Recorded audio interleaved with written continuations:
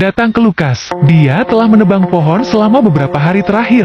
Dia ingin membangun rumah di hutan belantara di sini. Sejauh yang dia khawatirkan, selama itu adalah tempat yang baik untuk hidup. Hasil balapan tidak penting baginya, tapi dengan ukurannya saat ini, dibutuhkan banyak usaha untuk membawa sepotong kayu. Aku takut dia akan mati kelelahan di pulau ini. Lukas terlalu lelah setelah menebang selusin pohon berturut-turut. Dia hanya bisa duduk dan beristirahat sejenak. Dia teringat kembali pada tanah liat yang dia temukan di tepi sungai. Dia akan melihat apakah dia bisa membuat perapian dari tanah liat itu. Ini akan memberikan insulasi yang baik meskipun suhu turun. Tapi misi hari ini ditunda. Sisanya akan menunggu sampai besok. Datanglah ke sisi Mickey untuk mendapatkan gambar yang lebih baik. Dia harus menarik 40 pon peralatan shooting gun dan dari sungai setiap hari. Konsumsi energi begitu besar sehingga dia merasa lapar sesekali. Menyaksikan elang yang berdiri di dahan pohon, Mitch menyimpulkan bahwa mereka sering memancing di daerah ini. Sisa-sisa ikan salmon di sepanjang sungai adalah bukti yang bagus untuk hal ini. Tidak heran jika ada umpan yang bagus di sungai itu.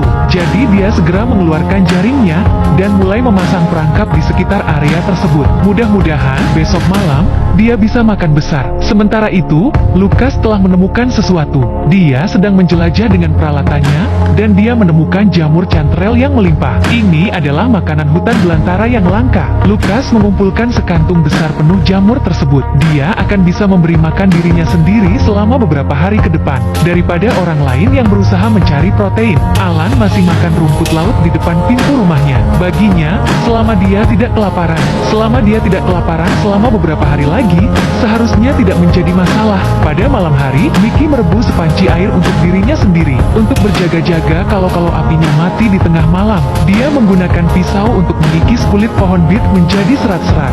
Kemudian dia mengambil kotak kaleng dengan kail, memasukkannya ke dalam dan langsung melemparkannya ke dalam api. Ketika serat-serat organik itu hangus, sebuah kotak kering berisi eceng gondok perak pun didapat. Untuk melihat apakah metode ini akan berhasil, Mickey mencobanya dengan batu api. Batu api itu menyala dalam waktu singkat. Saya rasa saya tidak perlu khawatir untuk membuat api lagi. Ketika dia datang ke sisi Brand, mungkin karena dia minum air mentah di pagi hari. Di tengah malam, dia tidak bisa tidur apapun yang terjadi, karena perutnya bergerak-gerak terus-menerus. Dia tidak bisa berbaring sama sekali. Jadi dia berjuang sampai pagi. Rasa sakitnya masih ada. Untuk mencari tahu apakah itu karena suplai air, Brand, dalam kondisi lemahnya, pergi ke hulu sungai untuk melihat apa yang sedang terjadi. Ketika dia mendekati sumber air, dia hampir saja memuntahkan isi perutnya, hanya untuk melihat bahwa bau busuk tercium di sekitar hulu sungai. Memikirkan air yang diminumnya beberapa hari yang lalu, Brand ingin mati. Kembali ke kamp, dia hanya menenangkan diri.